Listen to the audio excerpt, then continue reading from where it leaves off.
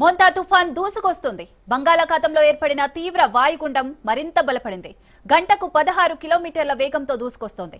రానున్న 24 గంటల్లో తీవ్ర తుఫానుగా బలపడే అవకాశం ఉందని భారత వాతావరణ శాఖ తెలిపింది.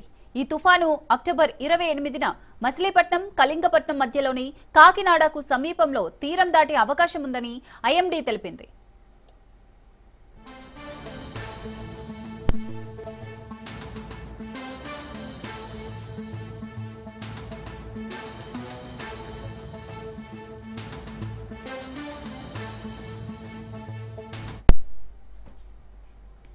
ప్రస్తుతం తుఫాను కాకినాడకు ఆగ్నేయంగా సుమారు 680 కిలోమీటర్లు, గోపాల్పూర్కు 850 కిలోమీటర్ల దూరంలో కేంద్రీకృతమై ఉంది.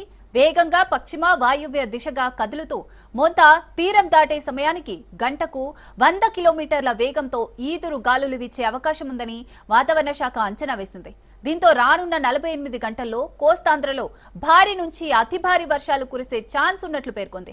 ఈ నేపథ్యంలోనే రాష్ట్రంలోని 7 జిల్లాలకు రెడ్ అలర్ట్ అయితే జారీ చేశారు.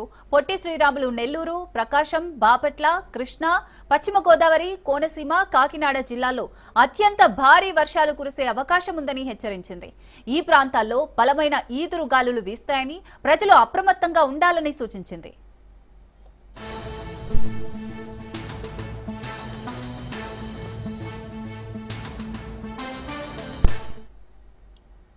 ఇక రాష్ట్రంలోని మరో 16 జిల్లాలకు ఆరెంజ్ అలర్ట్ అయితే జారీ చేశారు. చిత్తూరు, తిరుపతి, అన్నమయ్య, కడప, నంద్యాల, పల్నాడు, గుంటూరు, ఎన్టీఆర్, ఏలూరు, తూర్పు గోదావరి, అల్లూరి, అనకాపల్లి, విశాఖపట్నం, పార్వతీపురం, విజయనగరం, శ్రీకాకుళం జిల్లాలో అతి భారీ వర్షాలు కురుస్తాయని తెలిపారు.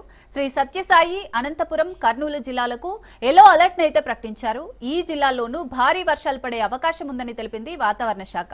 అన్ని ప్రధాన పోర్టుల్లో 1 నెంబర్ ప్రమాద హెచ్చరికలైతే జారీ చేసింది. తీర ప్రాంతాల ప్రజలు అప్రమత్తంగా ఉండాలని, అత్యవసర పరిస్థితులకు సిద్ధంగా ఉండాలని అధికార యంత్రాంగం హెచ్చరిస్తోంది. అలాగే మత్స్యకారులు ఎవరు కూడా చేపల వేటకు వెళ్లొద్దని సూచించింది.